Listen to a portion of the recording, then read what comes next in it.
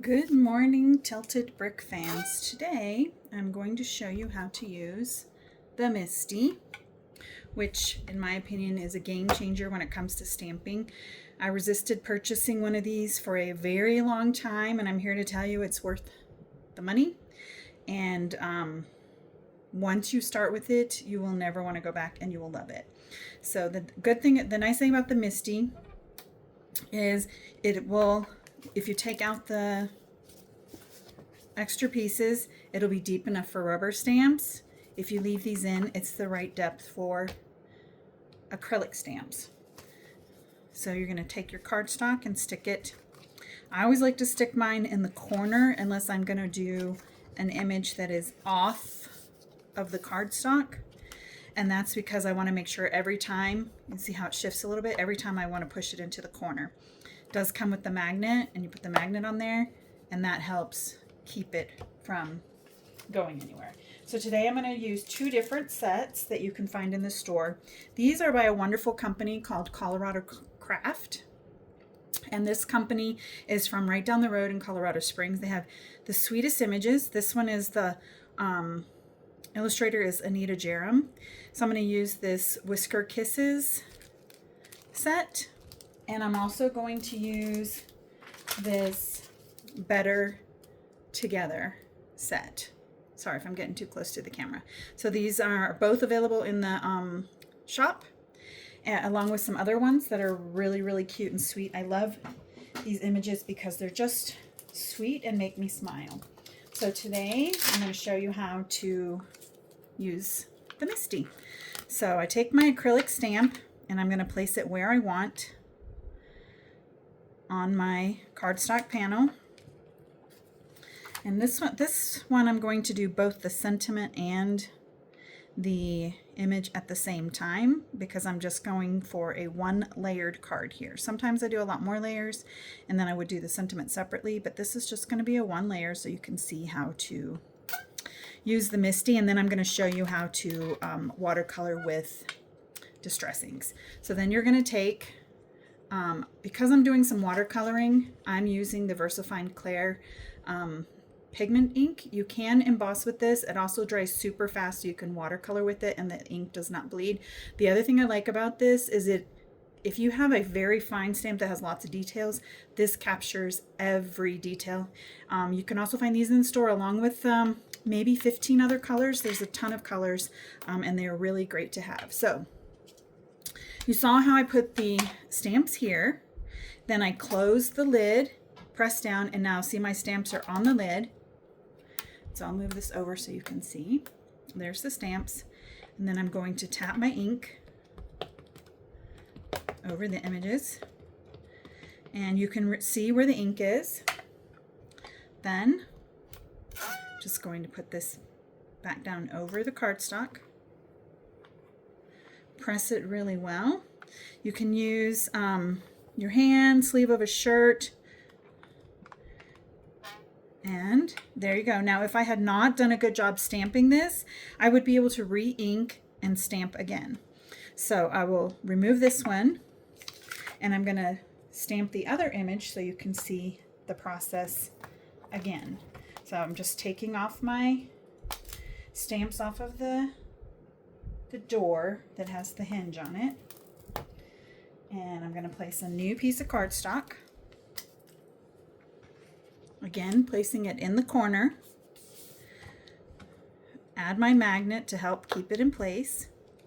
You can also use washi tape depending on how much, how big your image is that you need to do. And so now I'm going to go to this Better Together set. This one is also illustrated by Anita Jerem and is Colorado Craft from Colorado Springs, all US made. So this one, let's see, we will do We're Better Together is the sentiment I've chosen. And again, I'm just going to do a one layer card today so I can show you how to watercolor as well as use the Misty. So stamps are in place. I'm going to place the door down. It picks it up. And see, that magnet helps to hold the cardstock down because these are very sticky. So then going to take my ink again, this VersaFine Clair. I'm going to put the ink on the image.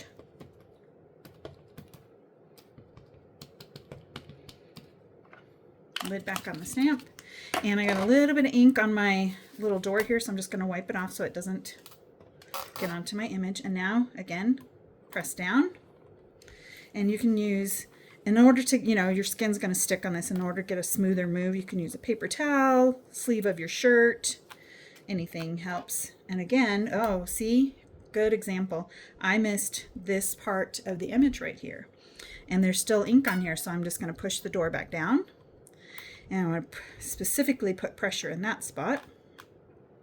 And this is why the Misty is a game changer, because if you have a mistake like that, you don't have to try to line it back up like you would if you were using a wood block or just acrylic blocks. So now I'm going to take my magnet off, take my paper off, and this is done. So I'm going to move this out of the way. I like to put it all back together. I keep all this stuff together in the same spot. I'm going to remove my stamps really quick, get them out of the way, and then we will get started on the watercolor. So the next thing I'm going to show you how to use today, this is the Tonic Studios Tim Holtz, I think it's called the Travel Media Mat. It's glass. It's also available in the shop. I had this for the longest time because it is a nice surface to work on. It's perfect size for me. I can put my image on here, and if I don't want my image to move, I'm going to use a little washi tape to help hold it into place, and that'll just keep it from moving while I paint on it. I'm going to show you, this comes with this, it comes with this little mat here, but also it comes with the glass palette, and that's what I'm going to show you how to use today. So for this image, I've chosen some distress inks in a variety of colors, oxide and regular, and I'm going to use this part of my mat as my palette. So I'm just going to add by taking my ink and squishing it down onto the mat. And now I'm just going to have a variety of colors to use, depending on what my critters are that I'm coloring and the desire for the colors that I'm using. And I mix, there's no rhyme or reason for this. I'm mixing oxides and dye inks. The oxides are just really, really pretty to paint with. They layer nicely. So do the dye inks. You just get a slightly different look. And so I'm just combining them. Just going to combine them and see what we have here. So now that I have all of that done, well, I have a few more colors I can use, but this is what I'm using for now. And you can see, let's see if I tilt the camera just a little bit so you can see some more of the inks there. And maybe if I move it in, there we go. There we go. Now you can see. So I'm just using some paintbrushes, some water. You can also use a water brush if you have it, which would be this. You fill the barrel with water and then you can paint with it. They have various tips available in the store. Paintbrushes, of course, are available in the store. So now I'm just going to take my paintbrush, and then I also have this distress sprayer, which you just add a little bit of water to your colors so that they will spread a little better. And then I will start, I always keep a paper towel for wiping my paintbrush off. So that's the only significance of that. And then get my paintbrush wet and start choosing my colors. And it's always fun to try to figure out what color do you want to do something with. And this is by no means perfect.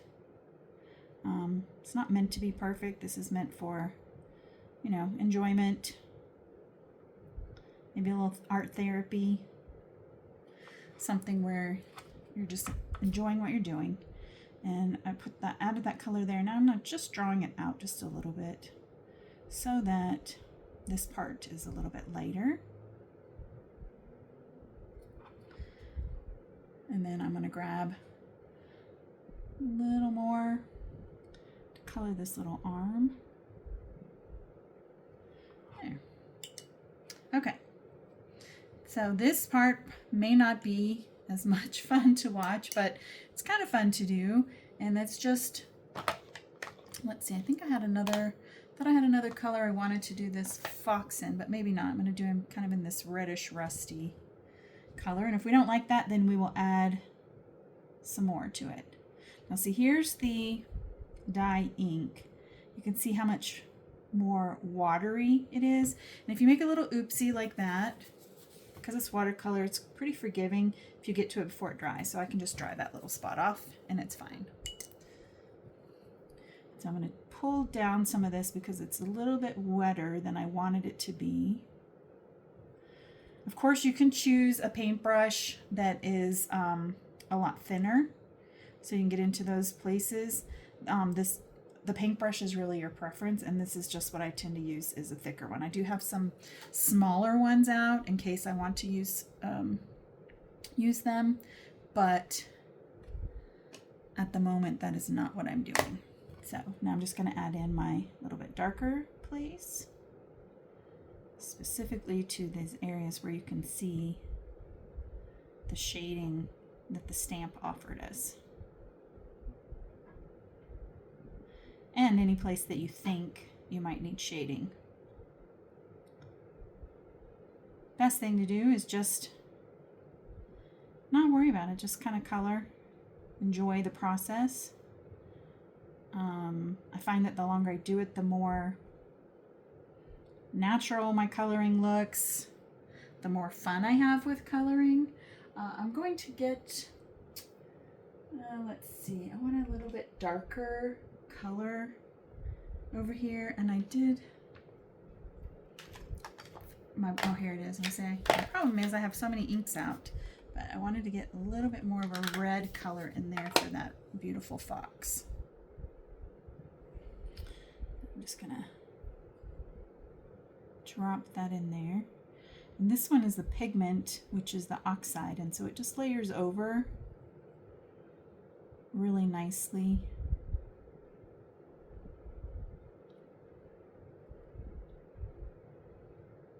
It gives a little bit more depth of color here. All right, now his tail is going to be white, but I'm going to add just a hint of gray to it so that it's not a stark white. And then that adds just a smidge of shadow to it as well. Okay, next up will be this really pretty hair that we're going to color. And I'm going to grab another ink color. Fortunately, I have all my inks right here beside me, just to give it another color. Tilted Brick does carry all of these inks in oxide and in the dye. They do have, I believe, the minis in the dye, and maybe they're starting to carry the oxide minis, or a few of them. The oxide minis just came out recently. That is a new product. Previously, they were not able to figure out how to do the pigment in such a small space. So it took them a lot of years before they were able to make that in a mini pad. So choose your method of what you like to use. If you like to use the minis, I have a set of the minis, and I like them for travel. So I have them in a case so that when I travel, I can take them, because all 72 of them will fit in a nice travel case, because the minis are just a little like inch by inch, inch and a half by inch, something like that. So they're real small. So perfect for travel. Because I am a crafter that likes to take my supplies with me as I travel.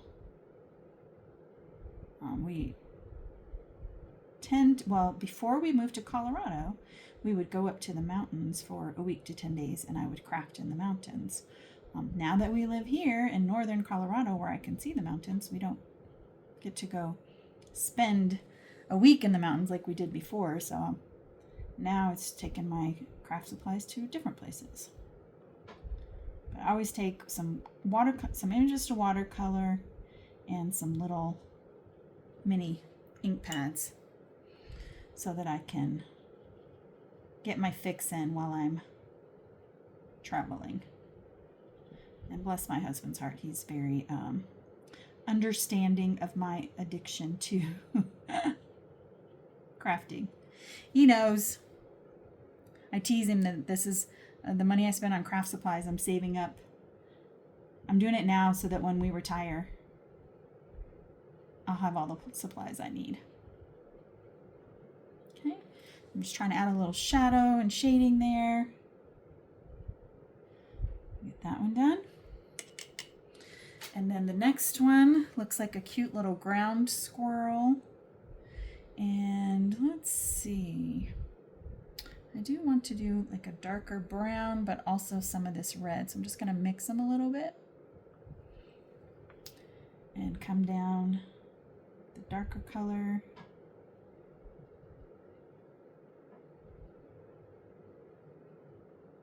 And of course, depending on how much water you add is going to be how light or dark your image is. And if you find your image is too dark, you can add some water to it and kind of wash it out so it's not quite as heavy. Or you can deepen it by just adding some more color to it and less water. So watercolor is a very forgiving process if you are not stressing too much about it, which I don't. I am not an expert. I just enjoy it for the calmness and serenity of it. And so I try not to stress too much when doing it. I try not to be like, oh, is this actually a believable color for this? It's more my whim of how much I'm enjoying what I'm doing. There's my little squirrel. I might come back once he dries and add just a little bit more color. It's really easy to layer over the watercolor when you let it dry, and then you can come back and then the color won't mix as much. It'll still mix, but it won't blow out as much. And so you're able to add a little bit more depth and darken some areas that maybe you thought were too light the first time. So just keep adding your color, dropping it in.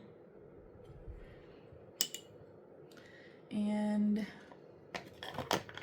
I need to add, I want a little bit more of this dark hickory smoke color. Add a little bit more water. Just to drop it in here. Just a touch more shading on the edges of this little guy. Then I'm going to rinse out my brush really good and come back and draw that little bit of color out to the belly.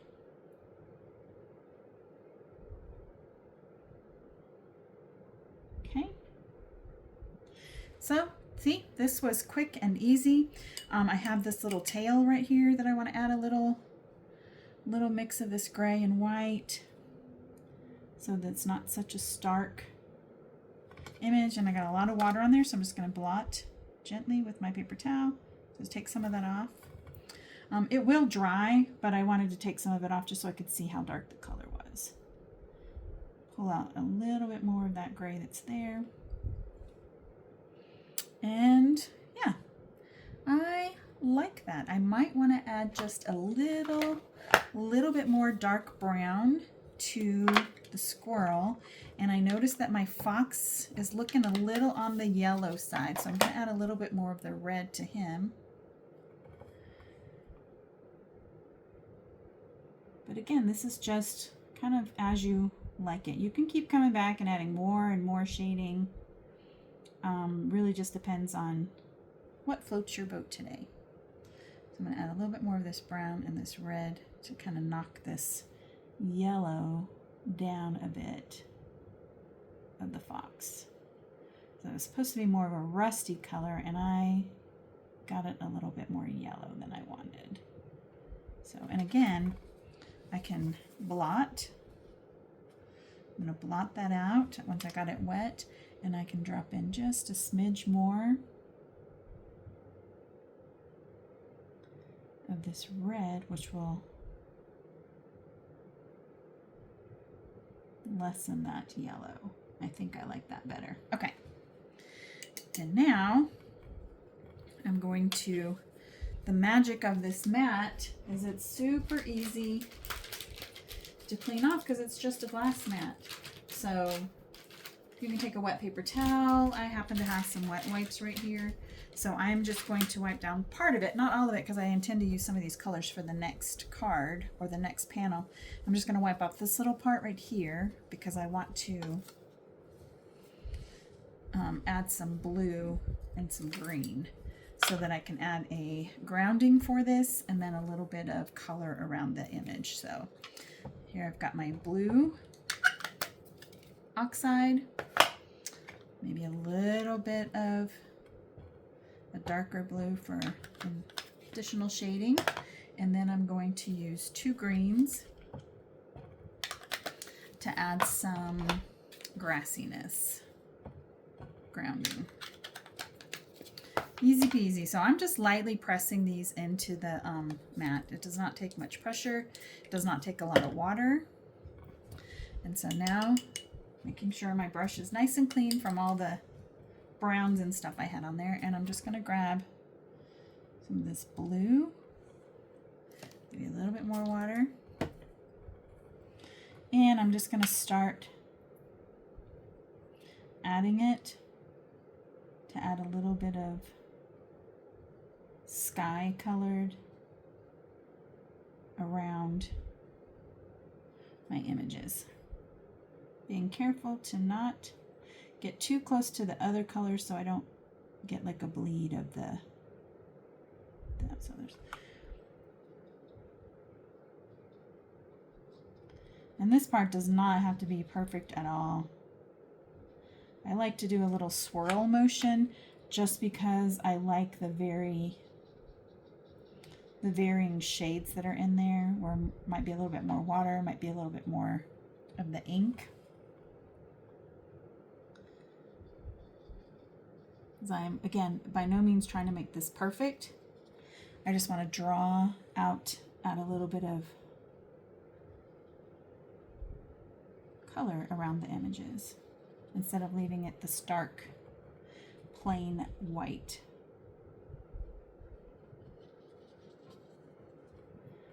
And I'm just being really careful when I get into these little spots to try to make sure that I'm not hitting the image so that we get a mix of like the brown and the blue. Of course, again, we can fix it by just using our little bit extra water and paper towel.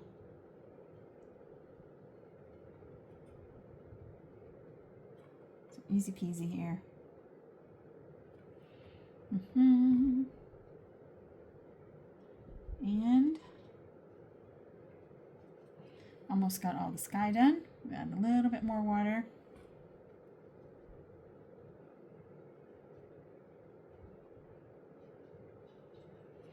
So there's that.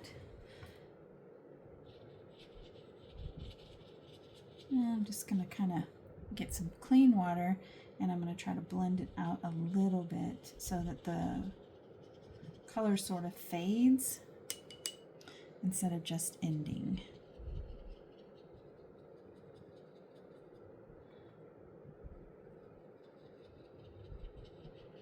And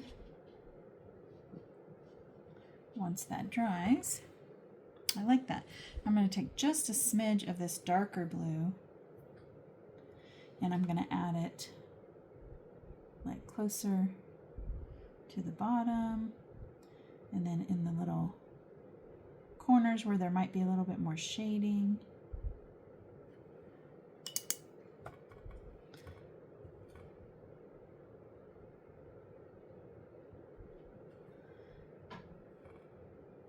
Coming out here.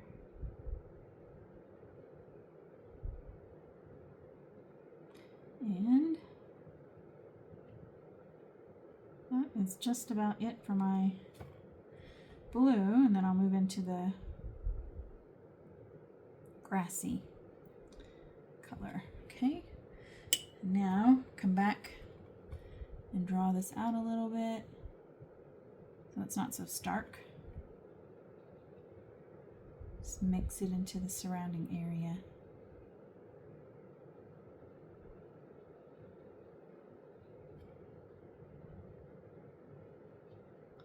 And there you have it.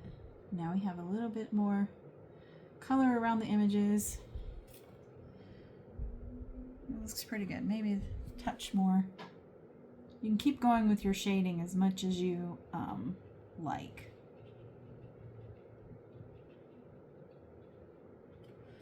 Need to add a little bit more above this guy's head. He doesn't have enough color, I don't think.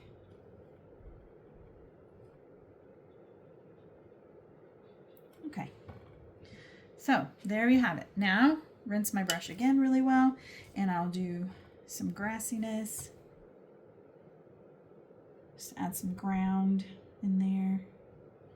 And this for sure does not have to be perfect because it's just going to be a little bit of a grounding element to show that they're standing somewhere and not just floating in midair.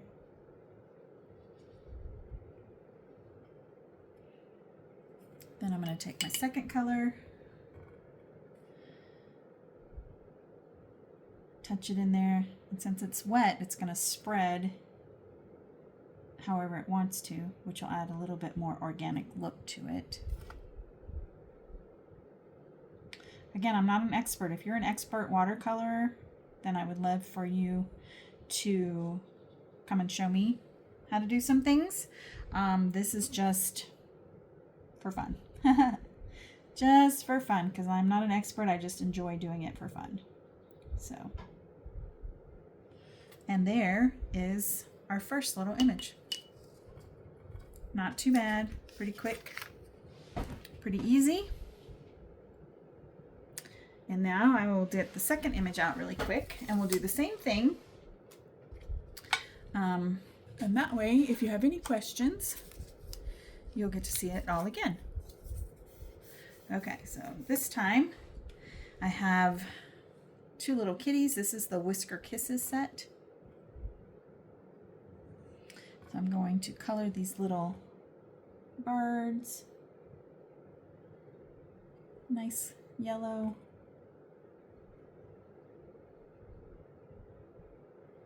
Okay, I might just add just a smidge of color to the belly of the bird, a little bit of blue. Okay, and next, it's going to add some color to the cats. Make this one like a little calico-y-ish color.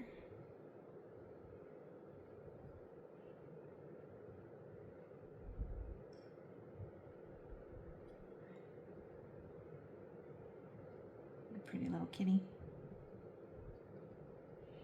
We have dogs, not cats, but I still think cats are fun.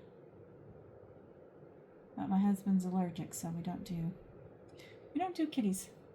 We have, but it's much better for him to have something that's not a cat. Keep him from getting all sneezy and sick and grumpy. Okay. Darken this up a little bit.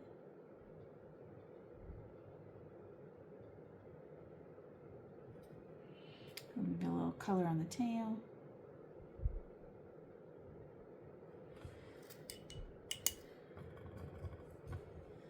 And then just draw out some of that so there's no harsh lines.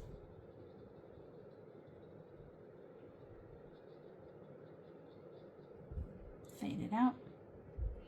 And as that dries, it'll soften in color, and I will probably come back and add a bit more so that it's has a little bit more depth of color.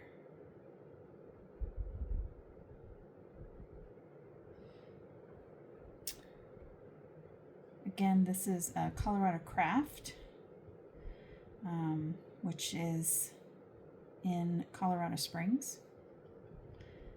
And so this is a company I like to support because they are a local company. And the images are just really nice and sweet. Kind of whimsical. This particular graphic artist, her images are a little bit more whimsical, but they're so sweet and so fun to color.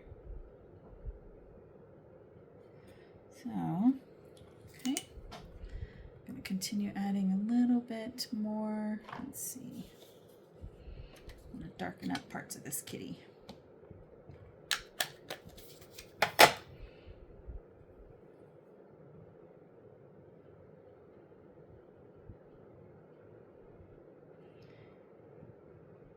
And I'm going to be doing more of these videos for the shop, so if there is something that you want to see, please let us know.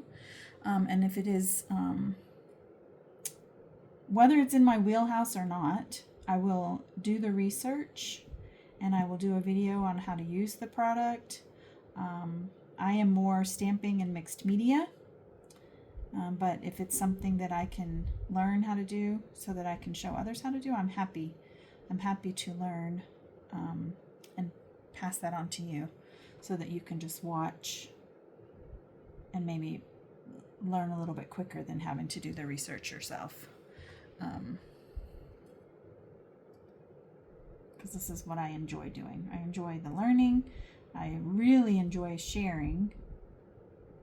I think it's just because I want other people to enjoy stamping and card making and mixed media as much as I do. Maybe. I don't know. That's my story.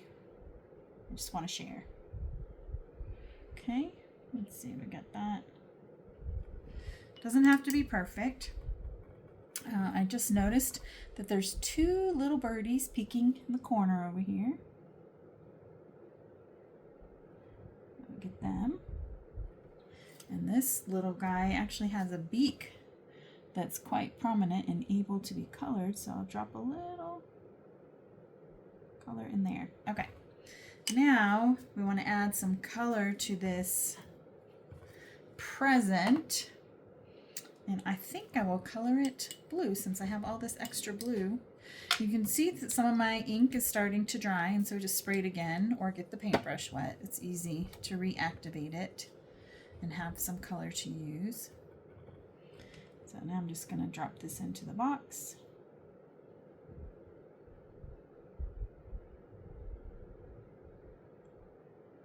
Go gently around my little chickadees.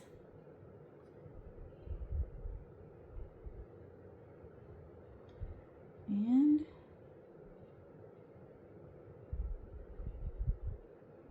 now we have a little present. Drop some darker shades in there for some shadows, which are not perfect, but this is not meant to be perfect. This is meant to be something that you can enjoy. Maybe give yourself some stress relief. This is not for causing stress. This is for helping with stress. Okay, ribbon. Let's do a little bit more of this. Is that red enough? I think it's red enough for the ribbon. Maybe a little on the orange side, but that's a complementary color to blue, right?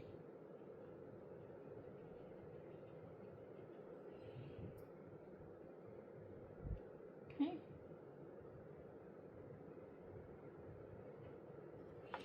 And I think I'm going to get one more red out and just deepen that to a little bit brighter red.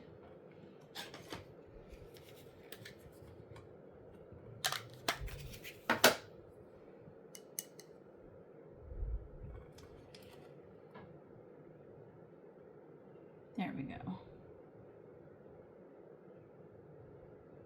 And I do have, so I'm going to stop avoiding it, I have this teeny tiny little paintbrush. And I can grab the color with this one to get the little tendrils of the ribbon.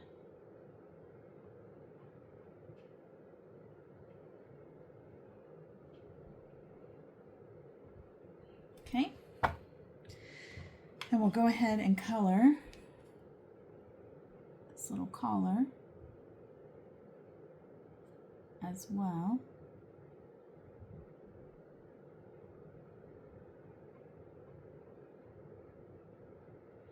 And there we go. Here's this cute little image. Now this one, I'm going to not add all the color around them, but I will add just a little bit of grounding color. And I like to just add a little bit of a wash of color so they have, you know, where they're standing.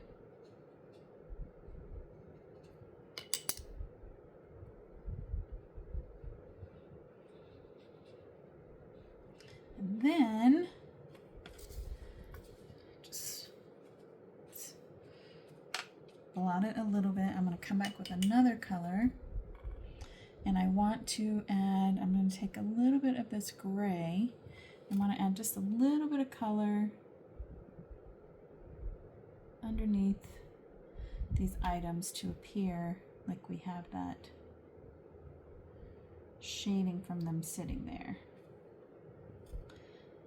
Definitely don't have to do that. It's just to try to add just a little bit of a shadow. And then pull it out a little bit if it's too much.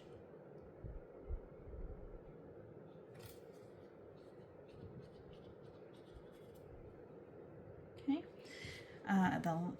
Then I'll add just a smidge more of this here.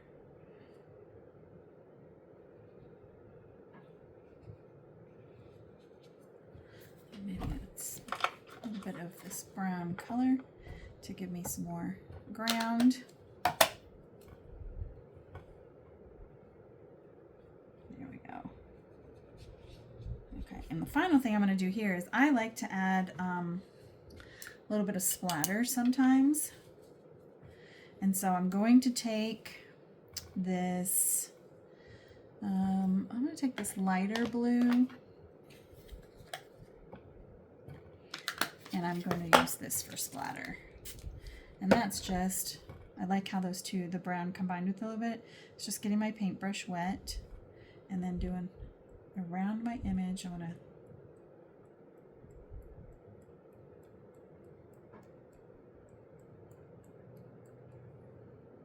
just tap the brush.